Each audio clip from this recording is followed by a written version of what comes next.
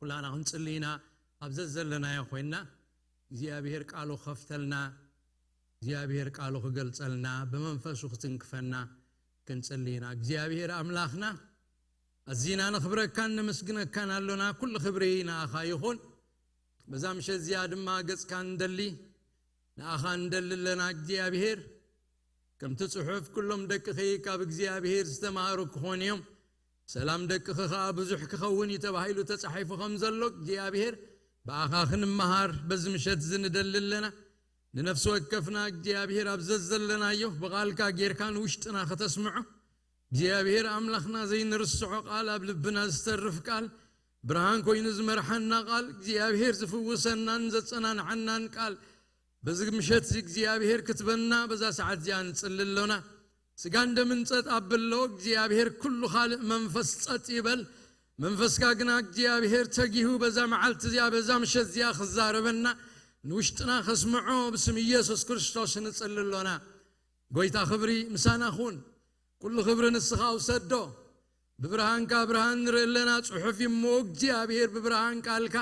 ነቲ ብርሃን ዝኾነ ወድኻ ኢየሱስ ክርስቶስ ክንሪኦ ክንክእል ክትረዳእና ብስም ኢየሱስ ንጽልለና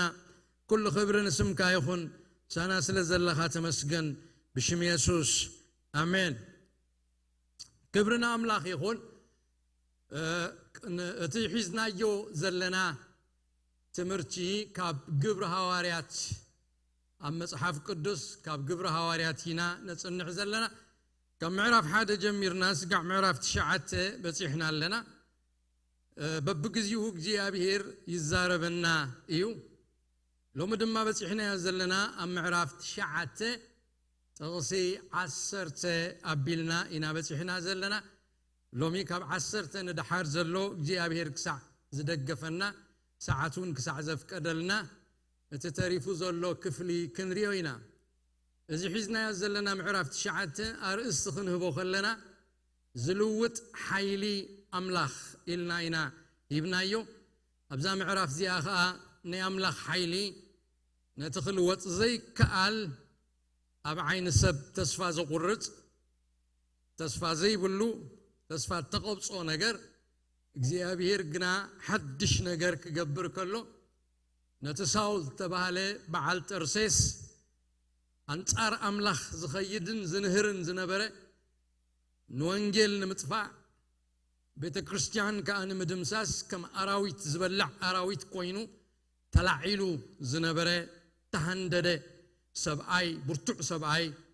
እግዚአብሔር ግና መንገዲ ደማስቆ ተረኺቡ ቅድምና ኣብታ ደማስቆ ከተማ ምእታው ኣብቲ መንገዲ ረኺቡ ነዚ ሰብኣይ ዚ ከም ዘንበርክኾ ታሪኹ ከም ዘለወጠ ሓይለ ኣምላኽ ከመይ ከም ዘለወጦ ኢና ንርኢ ዘለና ቀሲልና እቲ ታሪኹ በብሓደ እናረኣናዮ ካብኡ ንዓና ዝኸውን ትምህርቲ እናቐሰምና እቲ መጽሓፍ ቅዱስ ተጻሒፉ ዘሎ ታሪኽ ድማ እናረኣናዮ ኢና ንኸይድ ዘለና ሕጂ ምዕራፍ 9 ጥቕሲ 10 ምስ በጻሕና ከምዚ ይብል ኣብ ደማስቆ ኸኣ ሃናንያ ዝበሃል ወደ መዝሙር ነበረ ንኡ ጎይታ ብራኢ ሃናንያ በሎ ንሱ ኸኣ እኔኹ ጎይታይ በለ ጎይታ ድማ ተንስእሞ ናብቲ ቁኑዕ ዝበሃል መተሓላለፊ ኪድ ሳውል ዝበሃል ሰብኣይ በዓል ተርሴስ እነሆ ይጽልሎሞ ኣብ ቤት ይሁዳ ድለዮ ንሱውን ሃናንያ ዝበሃል ሰብኣይ ኣትዩ ምእንቲ ክርኢ ኢዱ ኸንብረሉ ብራኢ ርኢዩ ኣሎ ይብለና ክብርና ኣምላኽ ይኹን ከምቲ ዝረኣናዮ ሳውል በዓል ተርሴስ ዓይኑ ዓዊሩ ጎይታ ብብርሃን ጸዳል ምስተራኸቦ እቲ ዘገርም ድራማ ዝረአዮ ዘደንቕ ክብሪ ኣምላኽ ክብሪ ወዲ ኣምላኽ ኢየሱስ ክርስቶስ ርኢዩ ብናህሪ ብጭካኔ ናብታ ከተማ ኣትዩ ናብ ደማስቆ ኣብ ሶርያ ዘላ ማለት እዩ ነቶም ኣመንቲ ክድምስሶም ዝሓሰበ ሰብኣይ ብፈረስ እናጋለበ ከኣትዋ ዝሓሰበ እዛ ከተማ እዚኣ ግን ዕውር ኮይኑ ምንም ተስፋ ዘይብሉ ሄልፕለስ ኮይኑ ኣብ ካልእ ሰብ ተወኪሉ ሰብ መሪሕዎ ናብታ ከተማ ከም ዝኣተወ ኣብ ደማስቆ ኣብታ ቅንዕቲ እትበሃል መተሓላለፊት ደገ ኣብ ሶርያ ኣብ ደማስቆ ስትርከብ ናይ ይሁዳ ዝተባህለ ኣማኒ መቐመጢ ቤት ኣብ ኣኸይዱ ከም ተቐመጠ እቲ ታሪኽ የዘንትወልና ኣብኣ ኮይኑ ድማ ኣብ ቤት ይሁዳ ከይበልዕን ከይሰተየን ኣዒንቱ ዓዊሩ በተዘጋጠሞ ድንገተኛ ነገር እናስተንተነ እናጸለየ ከሎ ጎይታ ኸይዱ ናብ ካልእ ወደ መዝሙር መጽዩ ብዛዕባ ሳውል ምስቲ ወደ መዝሙር ክማኸር ከሎ ክዛረብ ከሎ ጎይታ ኢና እንርኢ ኣብ ጥቕሲ 10 ኣብ ደማስቆ ኸዓ ሃናንያ ዝበሃል ወደ መዝሙር ነበረ ይብለና እዚ ሃናንያ ዝበሃል ሰብኣይ ታሪኹ ሓፂር እዩ ካብቲ ተጻሒፉ ዘሎ ግና ብዙሕ ነገራት ክንብል ንኽእል ኢና ኣብዚ ቃል እዚ ከም ዝነግረና ብዛዕባ ህይወት እዚ ወደ መዝሙር ሃናንያ ከመይ ከም ዝነበረ ኣብዛ ክፍሊ እዚ ኣብ ምዕራፍ 9 እኳ እንተዘይነገረና ኣብ ምዕራፍ 22 ግብረ ሐዋርያት ጳውሎስ ብዛዕባ ርእሱ ክመጻረ ከሎ ዝበሎ ቅዱስ ሉቃስ ኣብኡ ጸብጻብ ሂቡ ከም ዘሎ ኣብ ምዕራፍ 22 ንርኢ ብዛዕባ ሃናንያ ማለት እዩ ኣብ ምዕራፍ 22 ጥቕሲ 12 ግብረ ሐዋርያት ምዕራፍ 22 ማለት እዩ ጸብጻብ ብዛዕባ ሃናንያ ክህብ ከሎ ሉቃስ ሃናንያ ዝበሃል ከም ሕጊ ገይሩ ንእግዚአብሔር ዝፈርህ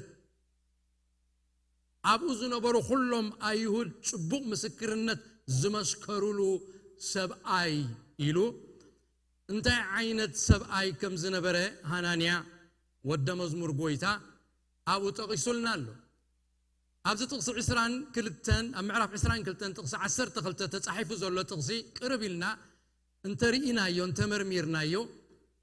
ብዛዕባ ህይወት ሃናንያ ዝገልጹ ዓበይቲ ረቋሑታት ጠቂሱልና ከም ዘሎ ዝምስክሩ ብዛዕባ ሃናንያ ጠቂሱልና ከም ዘሎ ተዘርዚሮም ከም ዘለው ኢና ንረክብ ነዞም ረቋሑታት እዚኣቶም ቅርብ ኢልና እንተረኣናዮም ድማ ንሓደ ንኣገልግሎት ዝሽየም ኣማኒ ዝዕቀነሎም ረቋሑታት ከም ዝኾኑ ኢና ንግንዘብ ኣብዚ ጥቕሲ እዚ እቶም ረቋሒታት እንታይም ዘርእዩ ሓደ ኣማኒ ንኣገልግሎት ዝሽየም ዘማልኦም ከመይ ከም ዝኾነ ብዛዕባ ሃናንያ ክዛረብ ከሎ ሃናንያ ዘለዎ ካራክተር ሃናንያ ዘለዎ upright person ከም ዝኾነ ትኽ ዝበለ ጻድቕ ሰብ ከም ዝኾነ ንኣምላኽ ዝፈልጥ ሰብ ከም ዝኾነ ከምቲ ኣምላኽ ዝደልዮ ኸዓ ዝነብር ሰብ ኣምላኽ ዝፈርህ ሰብ ካብ ወፃኢ ኸዓ ምስክርነት ዝተመስከረሉ እሙን ናይ እግዚኣብሔር ባርያ ከም ዝኾነ ኢና ንርኢ ስለዚ እዚ ኣብዚ ተጻሒፉ ዘሎ ረቋሒታት ንሃናንያ ተዋሃበ ረቋሒታት ክንሪኦ ከለና መራሒ ኮይኑ ንዝሽየም ኣገልጋሊ ዝወሃቡ ረቋሒታት ምዃኖም ኢና ኣብ ሓድሽ ኪዳን ነንብብ ለዛ ኣብ ሓድሽ ኪዳን ከነንብብ ከለና እዞም ናይ ሃናንያ ኳሊቲ ወይ ናይ ሃናንያ ነገራት ባህሪ ናይ ሃናንያ ዘንጸባርቁ ተጻሒፎምልና ዘለዎ ኣብዚ ንሪኦም ናይ ሓደ ኣገልጋሊ ክህልዎ ዘለዎ ባህሪ ከም ዘመልክቱ ኣብ ሓድሽ ኪዳን ከነንብብ ከለና ማዕረ ከም ዝኾነ ኢና ንሪኦ ማለት እዩ ኣብነት ክኾነና ኣብ ቀዳማይ ጢሞቴዎስ ምዕራፍ 3 ካብ ጥቕሲ 2 ጀሚርና ንሓደ ንኣገልግሎት ዝሽየም ንመሪሕነት ዝሽየም ንመራሒ ቤተ ክርስቲያን ኣገልጋሊ ንክኸውን ወንጌላዊ ድዩ ኤጲስቆጶስ ድዩ ፓስተር ድዩ ሐዋርያ ድዩ መምህር ድዩ ክሽየም ከሎ ከማልኦም ዘለዎ ረቋሒታት ተጻሒፎምልና ኣለዉ ኣብ ጢሞቴዎስ ከምዚ ይብል እምበኣርሲ እቲ ኤጲስቆጶስ ይብል ኤጲስቆጶስ ማለት መራሒ ወይ ከዓ ብላዕሊ ኮይኑ ተቋጻጻሪ ወይ ኦቨርሲየር እንብሎ ብላዕሊ ኮይኑ ዝፋቂ ከም ዝኾነ ንቤተ ክርስቲያን ዝመርሕ ከም ዝኾነ ኢና ንርኢ ኤጲስቆጶስ እቲ ኤፒ ዝብል ቃል بلعلي مالتيو قوبوس مالت كا مرآي مالتيو ስለዚ بلعل خوينو زري overseer مالتيو اتو overseer ات مراحي منكب زي بلو سباي حنت سبيتي طنقوق قصع نفسو አገባብ ዝፈልጥ ተቀባል ጋሻ ንምስምሃር ብቁዕ ክኸውን ይግባ ዘይሰክር ዘይዋቃዕ ግና ኸሉም ዘይባስ ፈታው ገንዘብ ዘይኮነ ነታ ቤቱ ከስተናብራ ካብ ዘይክእል ግና ነታ ማሕበር አምላኽ ዳ ከመይ ገይሩ ከአልያ ይኾነሉ ስለዚ ቤቱ ጽቡቕ ገይሩ ዘስተናብር ብሁሉ ምርዛን እዙዛት ውሉድ ዘለውዎ ይኹን ተነፊሑ ናብ ፍርዲ ዲያብሎስ ምእንቲ ኸይወድቕ ሓድሽ ተኽሊ ኣይኹን ኣብ ጸርፍን መፈንጠራ ዲያብሎስን ምእንቲ ኸይወድቕ ከዓ ካብቶም ኣብ ወፃእ ዘለው ጽቡቕ ምስክር ክህልዎ ይግባእ ኢሉ እቲ መዕቀኒ ኣገልጋሊ እንታይ ከም ዝኾነ ኣብኡ ዘርዚሩልና ኣሎ ሕጂ ብዛዕባ ህይወት ሃናንያ ክንርኢ ከለና ድማ ነዞም ኣብዚ ዘለው ረቋሒታት بحصر زباله بحده تقصي جيرو هانانيا نزخم زماله او تقيسو له هانانيا زبحال كم حق جيرو نغزيابير زفره ابو زنبرو كلهم ايهود صبوق مسكر زمسكرلو سبعي كم زنبره ينغرنا ስለዚህ ካብዝ ተበጊስና እንተ ዳስ ተውሂልና ዮ ሃናንያ نزرو قحتات زمال بقع አገልጋል مخانو قدس لوقاس احصر ابيلو ازنتيلنالو ሃናንያ ዝባሃል ሰብአይ ከም ሕግ ገይሩ ንእግዚአብሔር ዝፈርህ ክብል ከሎ ብሁሉ ከም ቃል አምላኽ ዝኾነ ሰብአይ upright person ከም ዝነበረ ይነግረና በደገ ዘለው በዘይ አመንትኻ ኣብቲ ደገ ዘለው ኻ ጽቡቕ ምስክርነት ዝምስክሩሉ ሰብአይ ከም ዝኾነ ይዝነግረና ዘሎ እቶም ተማሃሮ መጽሐፍ ቅዱስ ካብዚ ጥቅስ ዝተበጊሶም እዚ ሃናንያ እተባሃለ ወደ መዝሙር ጎይታ ናይታ ኣብ ከተማ ደማስቆ ዝነበረት ማሕበር ጎይታ መራሒ ወይ ጓሳ ከም ዝነበረ ይእምቱ ስለዚ ሃናንያ ሓደ ካብቶም ዓበይቲ መራሕቲ ኣብ ሶርያ ዝነበሩ ከም ዝነበረ ክንግምት ንኽእል ኢና ኣገልጋሊ መራሒ ይነሩ ስለዚ ሃናንያ ድማ ካል እንታይ ነሩ ታርጌት ናይ ሳውል በዓል ጠርሴስ ካብ ኢየሩሳሌም ናብ ደማስቆ ኸይድ ከሎ ሳውል ካብቶም ከጥፎም ክቆትሎም ዝሓሰበ ሓደ ከም ዝኾነ ኸ ነስተውዕለሉ ስለዚ ሃናንያ ሓደ ካብቶም ሳውል በዓል ጠርሴስ ዕላማ ማእሰርትን ስደትን ዕላማ ስቃይን ሞትን ገይርዎ ዝነበረ ወደ መዝሙር ጎይታ እዩ ጎይታ ነዚ እሙን ወደ መዝሙር ክልእኮ ከሎ ብራእይ ከም ተገልጸሉ እሞ ከም ዝለኣኾ ሐዋርያ ልቋስ ኣዘንቲልናሎ ነዚ ኣገልጋሊ መራሒ ይተራኺብዎ ዘሎ ነዚ መራሒ ቤተ ክርስቲያን ከኣዩ ኢየሱስ ወደ አምላኽ ተገሊጹ ነዚ እሙን ዝኾነ ኣገልጋሊ ዝልእኮ ዘሎ ኣብ ጥቕሲ 10 እንተሪኢና ንኡ ጎይታ ብራእይ ሃናንያ በሎ ንሱኻ እኔኹ ጎይታይ በለ ጎይታ ድማ ተንስእሞ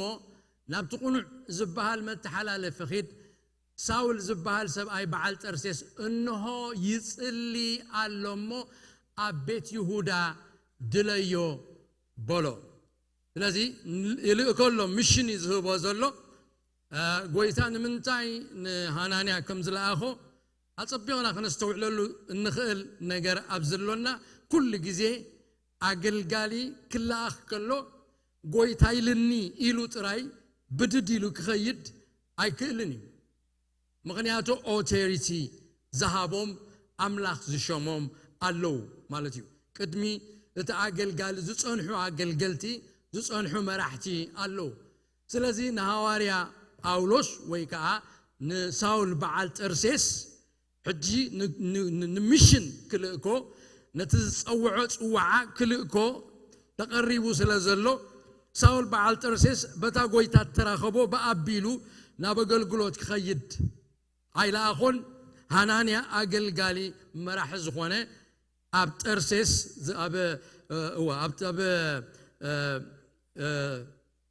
ኣብ ሶርያ ዝርከብ ኣገልጋሊ ንዕኡ ኪድ ላውንች ግበሮ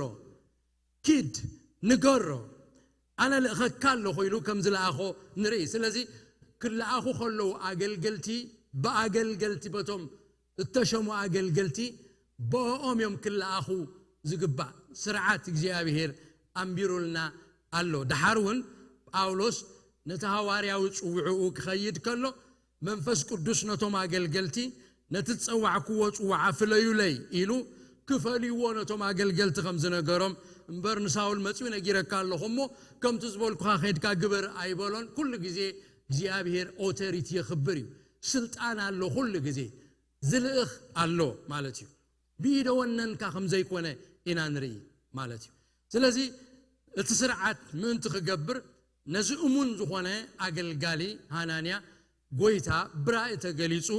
كله كخلو نري قال النري أون تايو ساول بعال ترسيس أبتن سلست معالتي كي بلعه كتسألي كم زقني يسألي كم زنبرة إنانري كابز دما إنمهارو نجر الله بزعبات صولت كاب لبي بدنجت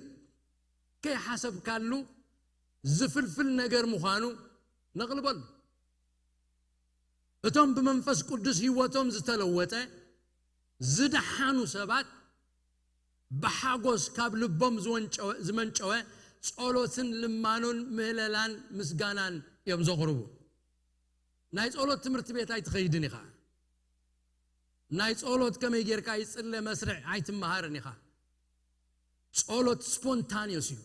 صولت ناي لبيو صولت كاب لب دورق حزوات نجري سلازي آمنتي قويتا مستقبلو منفس قدس آوشتم مسيو حدش تفترت مسقبرم اتنايت صولت نجر بون بو ابتي واتم كمز جمر نغلبالو هاريا أولوس بون مستلوته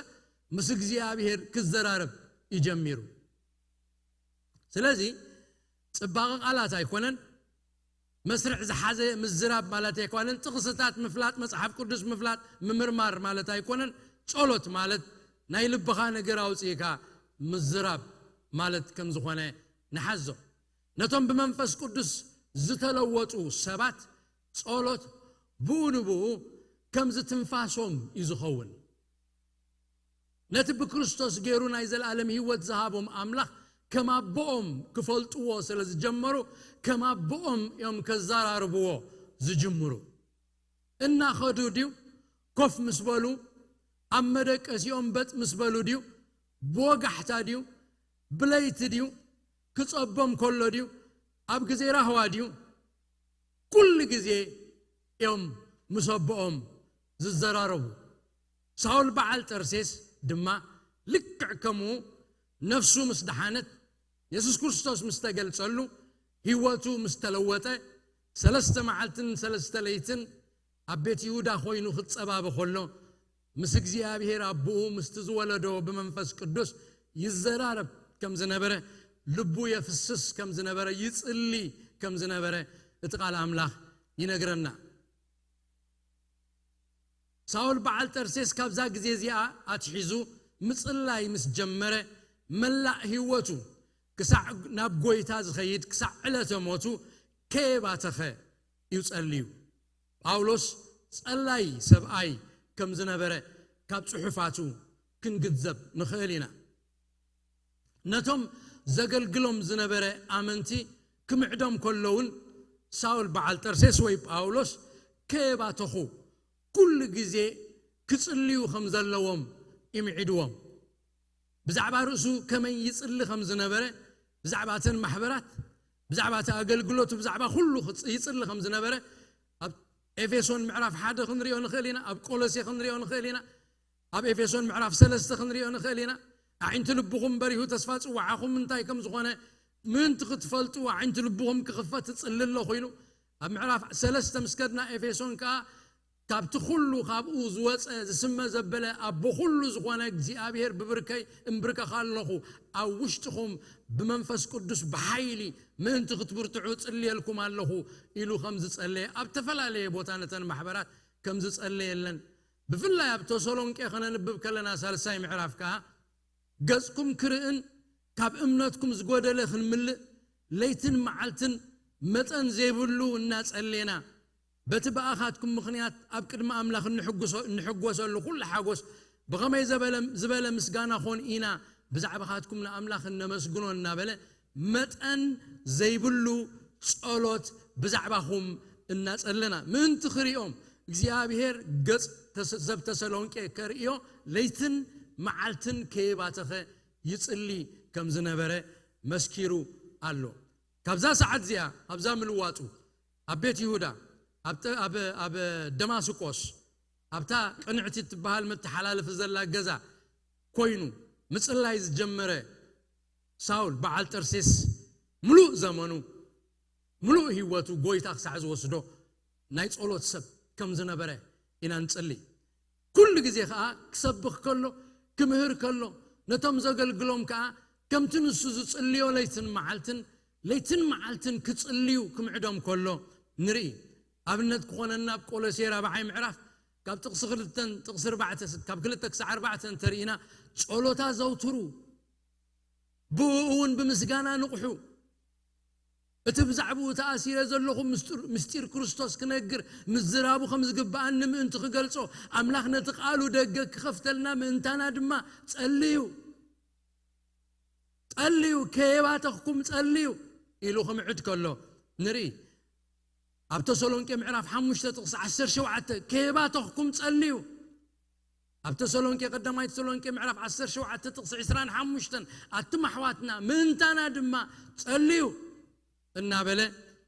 بزعبات صلوت كزارب كله نري ስለዚህ አማኒ ካብታ ጎይታ ተቀበለላ ጊዜ አትሒዙ እግዚአብሔር ከመቡ በክርስቶስ ኢየሱስ ውሉድ ምስኮነ ኣብታ ቤት አምላኽ እቲ ህይወት ምስ ጎይታ ክነብር ከሎ ብጸሎት ተሰነ ህይወት ብጸሎት ተላዕጠጠ ህይወት ብጸሎት ተቃነ ህይወት ጸላይ ዝኾነ ህይወት ክህልዎ ይዝግብኦ ጸሎትና አማኒ ዓቀብ ክኾኑ አይግብኦንዩ ጸሎትና አማኒ ትንፋሱ ክኸውን ይዝግብኦ ከአትኸሎ ክወጽእ ከሎ ክድቅስ ከሎ ክትስእ ከሎ ክኸይድ ከሎ ክሰርሕ ከሎ ኩሉ ግዜ ምሰብኡ ብመንፈስ ቅዱስ እናተራኸበ እናጸለየ ይኽነብር ዘለዎ ምክንያቱ እቲ ጸሎት ነቲ አማኒ ክቅደስ ይገብሮ እቲ ጸሎት ነቲ አማኒ ክብርትዕ ይገብሮ እቲ ጸሎት ድምጽ እግዚአብሔር ነቲ አማኒ ክሰምዕ ይገብሮ እቲ ጸሎት ፍቃድ አምላኽ ክፈልጥ ነቲ አማኒ ይሕግዞ እቲ ጸሎት ናብ አምላኽ እናቀረቦ ይዝኸይድ እቲ ጸሎት ካብ ክብሪ ናብ ክብሪ እናተለወጠ ክኸይድ ናብ ምምሳል ክርስቶስ እናተለወጠ ክኸይድ ካብ ዓቕሙ ንላዕሊ ዝኾነ ምእንቲ ኦቨርካም ክገብሮ ዘኽእሎ ሓይሊ ካብ አምላኽ ክቅበል ዝሕግዞ መሳርሒ እተዋህቦ ንአማኒ ጸሎት እዩ ማለት እዩ ስለዚህ ዝጽሊ ክኸውን ኣለዎ አማኒ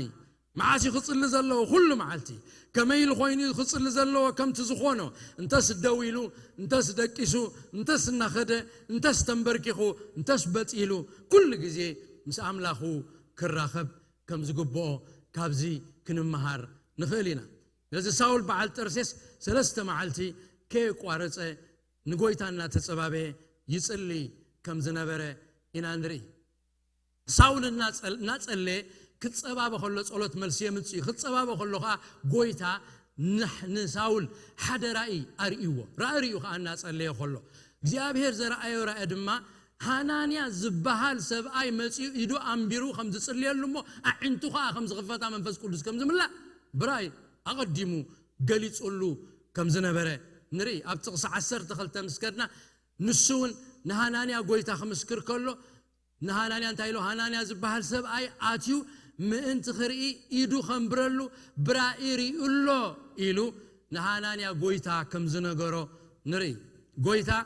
ንሳውል አፍርሕን ጸልማትን ጥራይ አይሓደጎን አምላኽ ብሩኽ እዩ ተስፋ ድማ ከም ዝሃቦ ኢና ንግንዘብ ሳውል ዘይሓሰቦ ድንገተኛ ዝኾነ ነገር ይጋጢሙ ካብ ዓቕሙ ንላዕሊ ዝኾነ ነገር ይጋጢሙ ስርሑ ክሰርሕ እቲ ናተዩ ዝበሎ ነቶም አመንት ገጥፍእና ከደገሎ ድንገተኛ ዘጋጦሞ ነገር እቲ ድራማቲክ ዝኾነ ነገር ዘጋጦሞ ካቦ ምሩኡ ንላዕሊዩ ክግምቶ ዘይክእል كحسب وزيك الكستنتنو خلص زجر من تاي خوينه انت يقاطي مني انت يو ابي وتي تفصيمو كما يخوينو يلو زستنتنلو ነገር يقاطيمو معناته فرحن تسفان سنبادن من قطقاطن تفلاليه ነገርን اب كم صلمات زغونه ነገር ይኔሩ አፍርሕ ይኔሩ ينقطقط ይኔሩ በተዘጋጠሞ ነገር ሰንቢዱ ይዘሎ ተጨንቆ ይዘሎ ክጽል ኸለውን ዝጽልዮ ዝነበረ ብዛዕባ ዝኸ ይኮና ይተርፍን እዩ እናስተንተነ ተዘጋጠሞ ነገር ወጥ እንታይ ኮይኑ ኢሉ ዝጽል ዝነበረ ይዝመስል እግዚአብሔር ከምኹን ከውን ከለና አብጸልማት ይሐድገናኒ አብጸልማት አይገድፈናኒ ገለ ብርሃን ካይበናይ ስለዚህ ንሳውል ተስፋ መቁራጽን በተጸልማት ምሕሳብን ምጭናቅን ጥራይ ኮይኑ ከይተርፍ ጎይታ ድማ ተስፋ ከም ዝሃቦ ጩራ ብርሃኑ ከም ዘብራሃሉ ንርእለና عور كوينه دو خنبره زبل فرات نيرو ارئ نيرو عور كوينو افرس الناقاله بحمد الله يزخيز زنبر حجيكن تسيرو براك كوينو عينو عاويرو حقوزن زبللو غزي امنمان ياتي زلو انتاي كم زغون صباحون ايفلطني انت عاويرون انتاي كم زغون ابي كم زغيد كمي كم زغونه هيوتو ايفلطني تمرحيو نابتا ختماتيو ስለዚህ አብ ከምዚ እዋን ከሎ ግን ጎይታ ተረኺቡ ጸሎት ሰሚዑ አዕንቱ ከም ዝኸፍተን ነጊርዎ ሪስቶር ከም ዝገብሮ ነጊርዎ አብ ማእከል ጸልማት ብርሃን ኮይኑ ጎይታ ይመጽዩ አብ ማእከል ጸበባ ተስፋ ሒዙ እግዚአብሔር ይመጽዩ ነቶም ዝጽልዩ ተስፋ ይህቦም ተስፋ ይህብ አብ ጸልማት ጥራይ ሓድገካኒ ጎይታ አብ ጭንቀት ጥራይ ሓድገካኒ አፍርህ ጥራይ ሓድገካኒ ጩራ ብርሃን ጩራ ተስፋ አብ ጸልማት ይህበካይ እትሕዞ ከመለኽ አሎ ጎይታ ይልካ እትሕዞ ነገር ይገብር እዩ ስለዚህ ሳውል በዓል ጠርሴስ ድማ ተስፋ ከም ዝረኸበ ንርኢ ጎይታን ሳውል አፍርሕን ጸልማትን ጥራይ ሓደጎን ተስፋ ከም ዝሃቦ ኢና ንግንዘብ እቲ ዘገርም ግና እቲ ንሳውል ተስፋ ዝኾነ ንሃናንያ ግና ብድሆ ወይ ፈተና ይኾይኑ ተስፋ ንሳውል ንሃናንያ ኸ ብድሆ ኮይኑዎ ሃናንያ ትብዓቱ ተፈቲኑ ሃናንያ ምእዛዙ ተፈቲኑ ከመይሳ ሃናንያ ብዛዕባ ሳውል ካብቶም ኣብ ኢየሩሳሌም ዘለው ኣዕዋት ዝሰምዑ ነገር ኣዝዩ ዘሰንብድን ዘፍርህን ነይሩ ስለዚህ ሃናንያ ንጎይታ ከምዚ ኢሉ መሊሱሉ ጎይታ ብዛዕባ ዝሰብኣይ እዚ ኣብ ኢየሩሳሌም ንቅዱሳንካ ክንደይ ክፉእ ከም ዝገበሮም ካብ ብዙሓት ሰሚዕ ኣለኹ ኣብዚ ድማ ስምካን ዝጽውዑ ኩላቶም ከኣስር ካብ ሊቃውንትን ካህናትን ስልጣን ኣለዎ ኢሉ መለሰሉ ብጣዕሚ ዘገርም ደቂ ሰባት ሓደ ግዜ ጎይታ ዝፈልጥ ኮይኑ ኣይስምዓናኒ ተኹነታትና ሕጂ እንታይ ዝብሎ ይዝመስል እምበር ተፈሊጥካ ኢኻ ጎይታ ዝብሎ ዘሎ ይዝመስል እምበር ተሰሚዕካ ኣለኻ ብዛዕባ ሰብኣይ ዝሰምዓኻዮ ነገር ዘሎ ኣነ ዝሰማዕክዎ ሰሚዕካ ኢኻ ኣነ ብዛዕባ ሰብኣይ ዝሰማዕክዎ ኣሎ السبع يقلل سب كيف مسلك قتالي قتلني سلطان تواهب ويز متصلب زختما حزنني امبرتو تفلتيخا بزعبا السبع يوتي كتف اغلغلوتي كو قارص ديخ حاسب كان ابزي كفو انچ كان سبع تلخني زلخا ازبلي زمسل غويتا غنا فرحات هانانيا سلسترده من تخطبوا عيلو زهابو ملسي زقرمي كم زبل قويتا قنا نزي سبعيزي نساول مالتيو أبكد ما هزابن أبكد من القصاتن أبكد من دك إسرائيلن سمي كتصور ناي حرياق حيمو من تسمي كندي بزح حسار مكراخ تسقب كم زقبو كرئيه سلازي خدا بولو تابزي تقصزي حدا ازيو اقداس زخون نمهارو ነገር አሎ ንስድማ ናገልግሎት ትጽውዕ ናገልግሎት ትሰይም ናገልግሎት ብቕዓት ዝህብ ባዕሉ አምላኽ ከም ዝኾነ ኢና ንርኢ አምላኽ እዩ ብልዕላዊ ፍቃዱ አገልጋሊ ዝገብረካ እምበር አገልጋሊ አምላኽ ምዃን بسب وي كاب سب كم زي كونه كاب زغال كنجذب نخيلنا أنانيا نزا حق زسترد ود مزموري ساول ونزا حق زي بزا معالت زي آيات قايدات له مالت ناقل قلت تصوع وين ناقل قلت تشيم أملاخ طرح كم زخونه ساول ويكا باولوس دحرنا ويح ناقل قلت جزي قال خابتم تقناقنتي هواريا وتصوعو أب حطو سلازتو هواريا وتصوعو كاب أملاخ كم زخونه كم وقوتهم كله كم زيبل باولوس هواريا يسوس كريستوسن بتخموتات زتنسو እግዚአብሔር አቦን እንበር ካብሰብ ወይስ ብሰብ ዘይኮነ ኢሉ ብዛዕባ ርእሱ ብዛዕባ ጻውዒቱ ክመጻረ ከሎ ንሪ ሐዋርያ ዝገብር ሐዋርያ ዝሸይም እግዚአብሔር ኣብ ቀዳማይ ጢሞቴዎስን ምዕራፍ 2:7 በዓሉ ሐዋርያ ጳውሎስ ክዛረብ ከሎ ነዚ ነገር ዝኻ ኣነ ኣዋጅን ሐዋርያን حق بلالله أحسوني بأمنة بحق ممهر عذاب نمخان تشمكو إلو أملاخ هاري عذاب كخون ممهر عذاب كخون كم زشمو مسكريب أبكالي أبكال آيت منتيوس معرف حادة تقصح السرت حادة إزي أنا أواجن هواريان ممهر عذاب كخون تشمكو إلو مليسو دقيمو يزارب بزعبا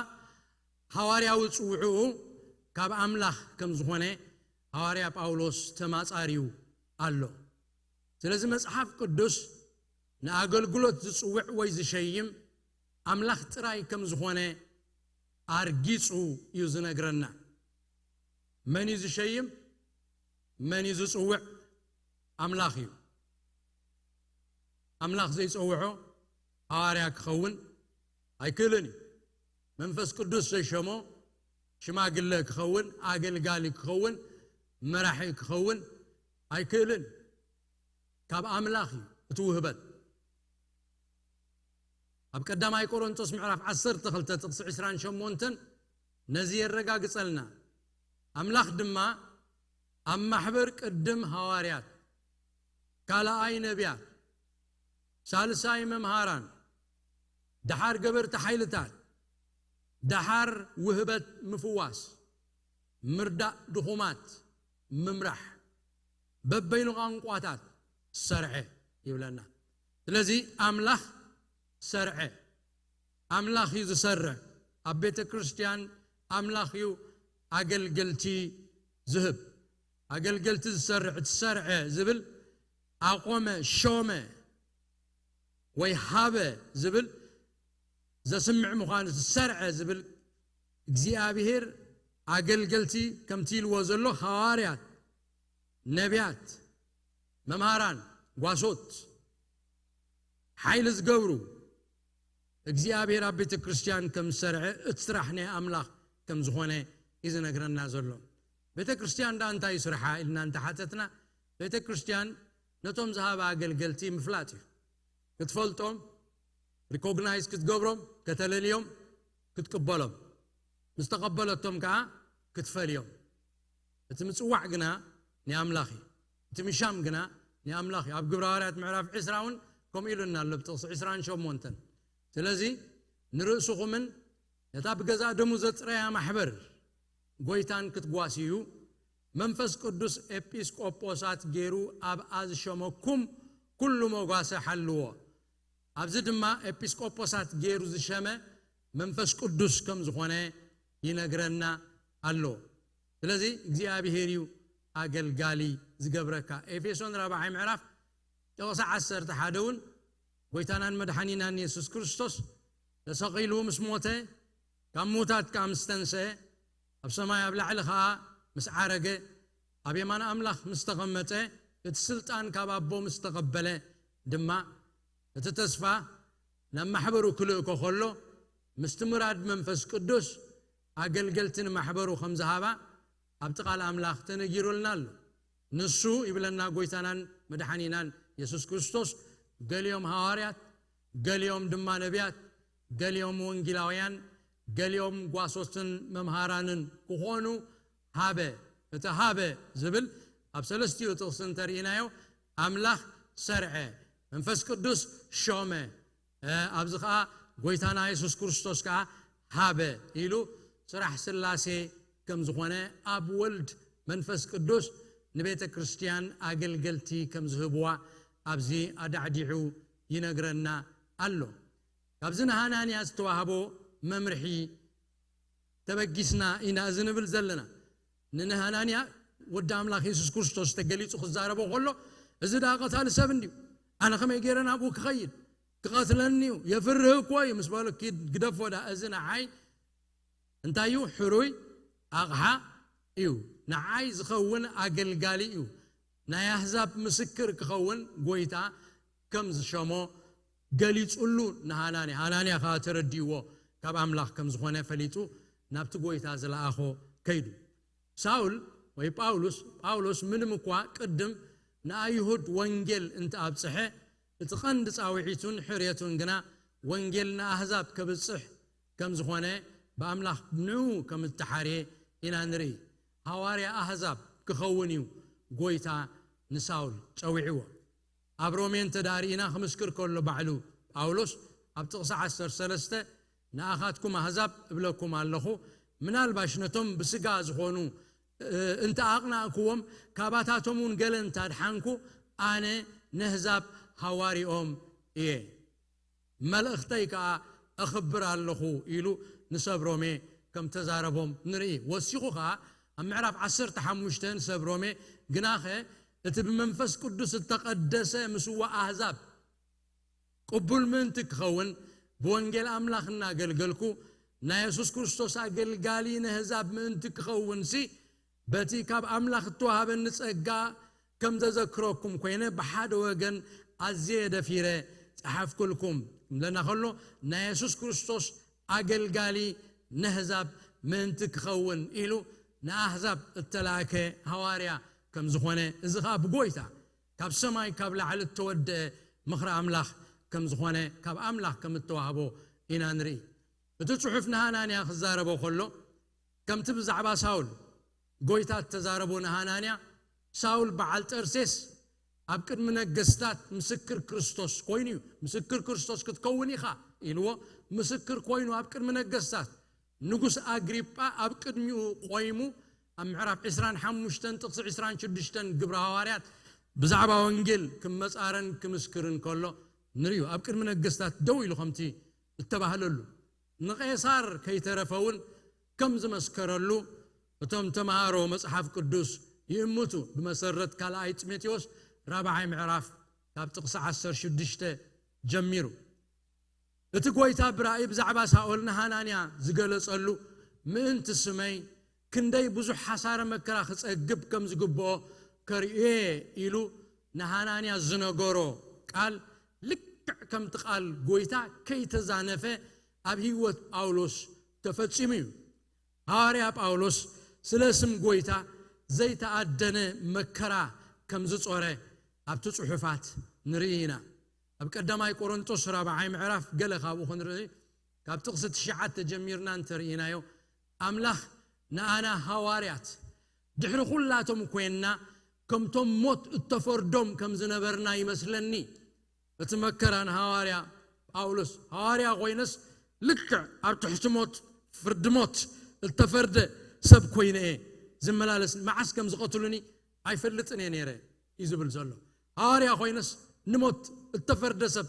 ኮይነ ዝመላለስ ነይረ ይብል ክዝርዝር ከሎ ስለዚ ንዓለምን ንመላእኽትን ንሰብን ትርኢት መስሓቂ ኮይንና ሰብ ዝሕቐና ሰብ ላገጸልና ሰብ ይጸርፈና ሰብ ይደፍኣና ብዙሕ ነገር ኮይንና ቀጺሉ ክዛረብ ከሎ ንሕና ስለ ክርስቶስ ዓያሱ ኢና ኢልዎም ንስኻትኩም ግና ብክርስቶስ ጥበበኛታት ኢኹም ንሰብ ቆሮንቶስ እዩ ንሕና ሕማቓት ንስኻትኩም ግና ሓያላት ንስኻትኩም ክቡራት ንሕና ግና ሕሱራት ኢና ክሳዕ ሕጂ ንጸምእን ንዓርቕን ንጽፋዕን ኣሎና ማሕደር የብልናን ደገ ሓደር ኢና بجزا أداونا نعينا دما نسعر اللونا ناصرفنا نمرق ناسقوقنا نحقس ناتحامينا نمعد كسع حجي كم قحف علم كم ناي كلهم قدف كوينا اللونا إلو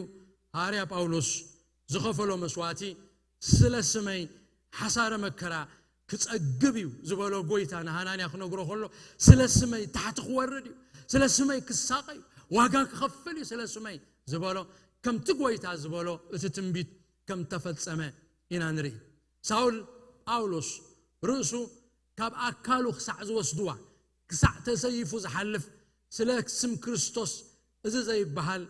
زيت أدنا حصار مكرا خمس أجابة أما الأختتاتو قليتوا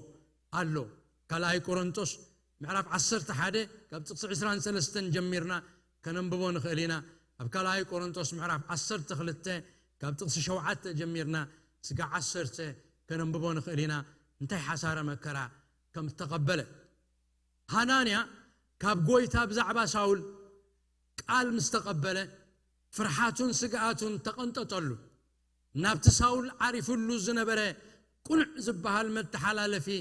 أبيت يهودا استبهال سبعي دما كده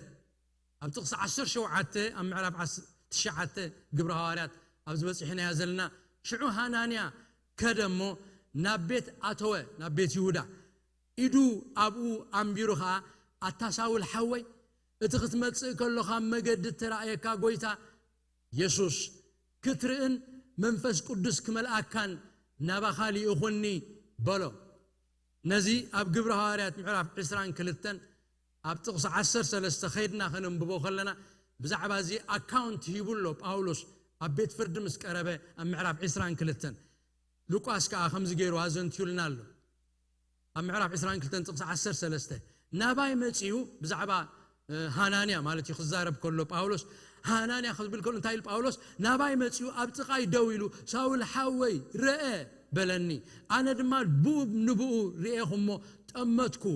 تأمتكو نسخة أملاخ بوتاتنا بزرئي خايون بالسمع خايون أب كل سب مسكر من تقتكونو فقادو قتفلتن نتصادق كتريون كاب عفو قال كتسمعن قدم حريكا you are appointed بقويتا تحرخا إخا تي أملاخ بوتاتنا فقادو قتقبر نتصادق كتريون يسوس كتريو كاو قال كتقبل مسكرو قال كتكون زبلكا إلو هانانيا كم زمسكرلو بعلو باولوس أبز معرف زي تأمينو قالو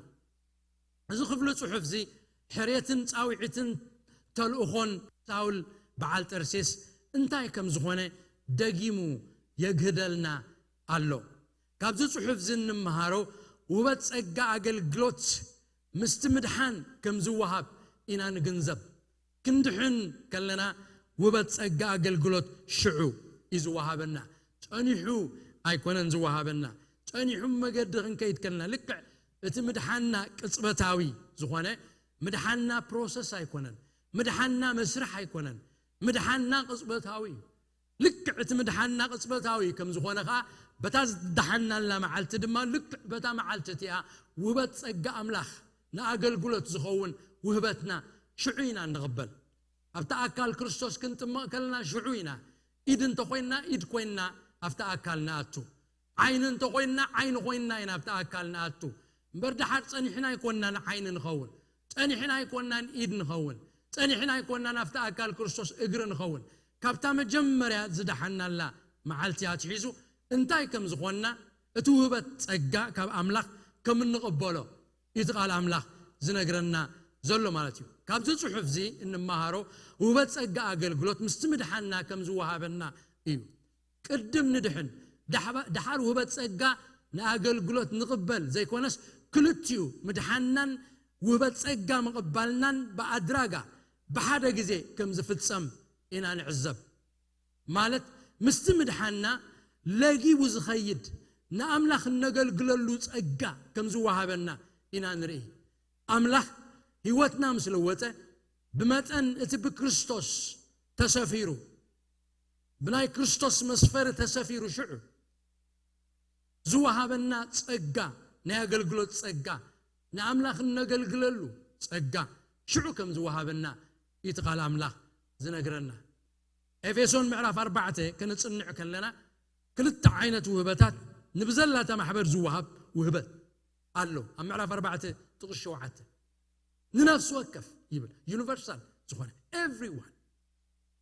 عبالتا محبر زخونه نقويتات تقبله بمنفس زدحانه زبله نغل زوهاب ابتقص شوعته ينقرنا نتا محبر زخون وحدات سبات كم ذهبخا ابتقص 10 حدا هابز بلنا يا هواريات نبيات ወንጌላውያን ጓሶት መምሃራን ቃ ፉሊያት ቃ ነታ ማህበር ዝዋሃቡዋ አለው ነፍስ ወከፍ ሰብግና በመስፈር ውበት ክርስቶስ ጸጋ ከመዝዕደል ይዝነግረና አብጥቅሾ አተ ግናኸ በመስፈር ውበት ክርስቶስ ንነፍስ ወከፍ ጸጋ ተዋሂቡዩ ይብለና ውርድ ይልና ድሕሪዩ ኣብ ምዕራፍ 4 ኤፌሶን አብጥቅስ 10 ተቅልተ ምስከድና እቶም ቅዱሳን ይብለና ኩላና ማለት ነፍስ ወከፍ ነትግብረ አገልግሎት نمهنا سجا كريستوس ملؤات من تكونوا يلو سلازم نفس وكف أماني أقل قالي كم زخونه إذا جنزبنا نفس وكف أماني بيت كريستيان عماويل أيكون نزلوا ما تيوم سامي عم زغادو ترى أيكون نزلوا نفس وكف أماني كاني نفس وكف أماني بمسفر كريستوس توهبه نأقل قلوت سجا الله كلها قلقل يتصويعوا توبة قلقلوت انتاي كم زغونه زرزرو أبقدام أي كورنثوس معرف 10 تخلته أبرومي معرف 10 تخلته أبقدام أي بطرس 4 معرف ناخدنا قلقلوت وهبات أو تزرزيرو زلو كنريو نخيلنا لازم نفس وقف وهبات سقا كم توهبه نغلبولو معرف 10 تخلتهم قدسان نقبر قلقلوت نمهنا سقا كريستوس مولات من تخونو سقا كريستوس بخميو زهنت بحواريات ترى يكون زهنت سقا كريستوس بنبيات ترى يكون زهنت سقا كريستوس بشماغلتات وي بقواسوت ترى يكون سقا يسوس كريستوس زهنت سقا يسوس كريستوس زهنت بنفس وقف أماني بزقوبرو بتتوهبو قلقلوت كقلقل كله أكال كريستوس ينت كنقبرو زقبانا وبتصقان تزي قبرنا قنا اتأكل كريستوس نحنا كنقبرو زقبانا هاقوا في زخون كالا اي قبروني نعانا توهابه فلويت اقا سلازولو تنسينا تعاتيقنا كنقلقل يقبانا اتوم هواريات النبيات قنا نتوم قدسان نتقبرا اقلقلوت نتتوهابهم تسقا خقلقلو من انتقلو سقا يسوس كريستوس من انتقهنت يعتقوهم كم زخونو إذن قرنا قبرنا أملاخ يخون سلازا أبي هو تساول زخونه دما إذا حق زيو لك مزدحانه دحريو زقبرو قلقلوتي أولوس دحر مدحانو كتسيلو زقبرو مقلقال أملاخي مزدحانك نأملاخي خات قلقل هيوت كان أملاخي زخون نأملاخي خات نبر وتم ناي قويتا زخونو دحر داقيمسي نتنعهم زخونا ناي سقوهم زي كونس نتتصوعهم انتم زموتا من تخنبرهم بر نزعلم زي خنبرهم زي كونه قالك زيابير أملاخ ينقرنا لازم مستحنا ناي رأسنا يكوننا مزدحنا ناي رأسنا يكوننا نقبر مزدحنا أقلقلت أملاخ هنا نخون أبقبر وارات معرف تشعت تصير عسرة مسكدنا بزعبا ساول كنا قرنا خلوه بزعبا باولوس كم زيب لنا بو دما بلنا بو دحر مدحانو عينو قراف مسودقه شعن منفس قدس مستمل مالت رايد اوي كم كسبت شعن ناملاخ مقلقال كم زجمره إنا نري بو يبلنا دما بو زبلنتاي مالتي شعو دحر مملا منفس قدس دحر عينو مخفاتو انقرابلي دحر مدلدالو اتو محوات زصنحو اقلقيلهم مالتي انقرا قريبهم اجوخا ساول ليلهم اتصناني عمو هناني اتصناني عمو طمي سلتصنح مغب قريبهم أساس يمو بل عمس برتع بدحري يزقبرو وصيو ناملاخ ياغلغيلو بو دما اباي تصلوتهم بزعبا يسوس نسو ود املاخ مخانو سبخه اتازرخبك يا مدحن اتازرخبك غويتا تقبلك يا مخانك يسوس كريستوس مدحانيو تقبليو هيوتي تلويت دحينا الك ختمسكر يكاليو وعلى الحدر كيبلك شعن أقلقال قد كتصنع كتمار كيبلك شعن كقلقالي كالي وانقلك نقاري كالي ስለዚህ ቡን ብዛዕባ ኢየሱስ ክርስቶስ ክምስክር ከም ጀመረ ጥቅስ 21 ዝሰምዑዎ ዘበሉ ሁላቶም ከ ተገረሙ እቲ ኣብ ኢየሩሳሌም ነቶም ነዚ ስምዚ ዝጽውዑ ዘበሉ ዘጥፍእ ዝነበረ እዝዶ ኣይኮነን ኣሲሩ ናብ ሊቃውንቲ ካህናት ምን ትወስዶም ድማ ናብ ዝመጸስ እዝዶ ኣይኮነን ሳውል ግን እናበርትዐ ኸደ ነቶም ኣብ ደማስቆ ዝነበሩ ኣይሁድ ከ ኢየሱስ እቲ ክርስቶስ ምዃኑ ብምግሃድ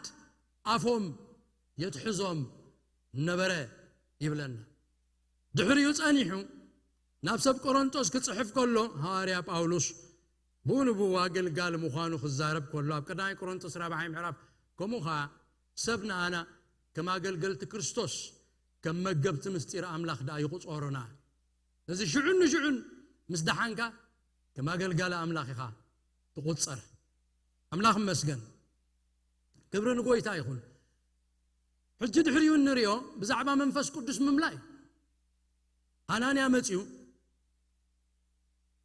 ንሳውል ዝበሎ ነገር ክትርእን መንፈስ ቅዱስ ክመልአካን ናባኻሊ ይኹኒ በሎ መንፈስ ቅዱስ ክምላ ዘገርም ቃል ከነስተውዕለሉ ዝደሊ ነገር አሎ እዚ ነገር እዚያ ቀዲምና ተዛቲናሉ አሎና ሳውል በዓል ጠርሴስ ኣብ መገዲ ደማስቆ ጎይታ ኢየሱስ ምስዘደን ክብሩ ምስተገልጸሉ ሽዑዩ መንፈስ ቅዱስ ኣብ ህይወቱ ስራሕ ዝጀመረ ስለዚህ መንፈስ ቅዱስ ስለ ዘይነበሮ ይኮነን መንፈስ ቅዱስ ኣብኡ ይሰርሕ ስለ ዘይነበረ ይኮነን ዛጊት ኣብ ሳውል በዓል ጠርሴስ መንፈስ ቅዱስ ስርሑ ጀሚሩሎ በታት ተራኸበላ ምስ ጎይታይ ምስ በሎን ኢየሱስ መንፈስ ቅዱስ መጽኻ ነትሙት መንፈሱ ቀስቂስወይ መንፈስ ውልድነት ተቀቢሉ ክልተ ዓይነት ብዛዕባ መንፈስ ቅዱስ መምላ ክልተ ዓይነት ከም ዘሎ ሪና ዓደ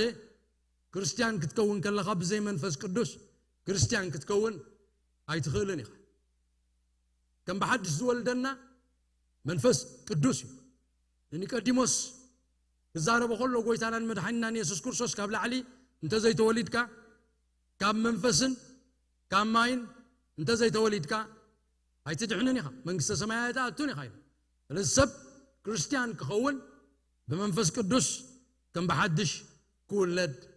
ኣለዎ መንፈስ ቅዱስ ዘይብሉ ክርስቲያን የለን ናይ በሓቂ ከም በሓድሽ ተወልደ ክርስቲያን መንፈስ ቅዱስ ኣለዎ ካልኣይ ተመክሮ ግና ኣሎ ካልኣይ ተመክሮ ምልአት መንፈስ ቅዱስ ዝበሃል ኣሎ ሳውል ተቀዳማይ ተመክሮ ናይ መንፈስ ቅዱስ ረኺብዎ ከም በሓድሽ ተወሊድ እጂ ካልኣይ ግዜ ግና ጎይታና ኢየሱስ ክርስቶስ ንሐናንያ ኪድ መንፈስ ቅዱስ መልአዮ ኢሉ መንፈስ ቅዱስ ክምላእ ጸልየሉ ሰባት ብርግጽ መንፈስ ቅዱስ ኣይመልኦኻን እንታይ ማለት ምዃኑ ክንሕዞ ይግባአና ከይድካ መንፈስ ቅዱስ መልአዮ ክብል ከሎ መንፈስ ቅዱስ ክምላእ ጸልየሉ በመንፈስ ቅዱስ ዝመልእን ዘጠምቕን ግና ኢየሱስ ክርስቶስ ይባዕሉ ናቱ ስራሕ ኣነ ዘጠምቕ ኢሉ ዮሐንስ መጥምቕ ክምስክረሉ ከሎ በመንፈስ ቅዱስ ዘጠምቕ ኣነ ብማይ ዘጠምቕ ኣለኹ ኢሉ በመንፈስን በሓውን ዘጠምቕ ግና መን ኢሉ ወዲ ኣምላኽ ኢየሱስ ናይ ዝኾነ ሰብ ስራሕ ኣይኮነን በመንፈስ ቅዱስ ምምላእ ማለት ሰባት ምስ ማሃርና በመንፈስ ቅዱስ ክመልኦም ጎይታ ንጽሊ ጎይታ ይዝመልኦም ንሕና ኣይኮንና ንመልኦም ሰባት ኣይኮኑን ዝመልኦኻ ኣገልገልቲ ይኮኑን ዝመልኦኻ ዝመልእ መንፈስ ቅዱስ ኢየሱስ ክርስቶስ ወዲ ኣምላኽ ናቱ ስራሕ ንሕና ከነጠምቕ ኣብ ማይ ንኽእል ኢና ብመንፈስ ቅዱስ ከነጠምቕ ግን ኣይንኽእልን ኢና ድራር ጎይታ ክንሰርዕ ንኽእል ኢና ሓጢኣት ክንሓድግ ግን ኣይንኽእልን ኢና ሓጢኣት ክሓድግ ዝኽእል ኢየሱስ ክርስቶስ ወዲ ኣምላኽ ጥራሕ እዩ ኣምላኽ ጥራሕ ሓጢኣት ክሓድግ ዝኽእል ስለዚ ሳውል በዓል ጠርሴስ እቲ ናይ መንፈስ ቅዱስ ናይ ምድሓን ተመክሮ ዛጊት ረኺብዎ ኣሎ መንፈስ ቅዱስ ኣሎ ዕዮ ጀሚሩሎ ብህይወቱ ትራንስፎርም ይገብረሎ ይልውጦሎ ካልእ ሰብ ይገብረሎ እቲ መንፈስ ቅዱስ ሕጂ ግና ካልኣይ ሳዕ ሐናንያ መጺኡ ኢዱ ኣንቢሩ ክጽልየሉ እሞ ብመንፈስ ቅዱስ ክምላእ ከም ዝኾነ ንርኢ ኣለና ክብሪ ንኣምላኽ ይኹን እቲ ሰዓትና ስለ ዝኣኸለ ኣብታ ትመጽእ ካብዚኣ ጀሚርና ብዛዕባ ምልኣት መንፈስ ቅዱስ ካብዚኣ ጀሚርና ክንቅጽል ኢና ክብሪ ንኣምላኽ ይኹን ስለቃሉ እግዚአብሔር ይመስገን ለተቃሉ ኣብ ልቢ ነፍስ ወከፍና እግዚአብሔር ይባርኮ ሓጭር ጸሎት ክንጽልይና እሞ ብኡ ድማ ክንውድ ኢና ሰዓትና ስለዝኣኸለ ኣብ ሰማይን ኣብ ምድርን ምሉእ ስልጣን ዘለካ ብሩኽ እግዚአብሔር ኣምላኽና ክብርን ምስጋናን ንኣኻ ንበካሎና ሎሚ ሰማዕናዮ ቃልካ بأمنت مسانا حبر كتقمنا نهيوت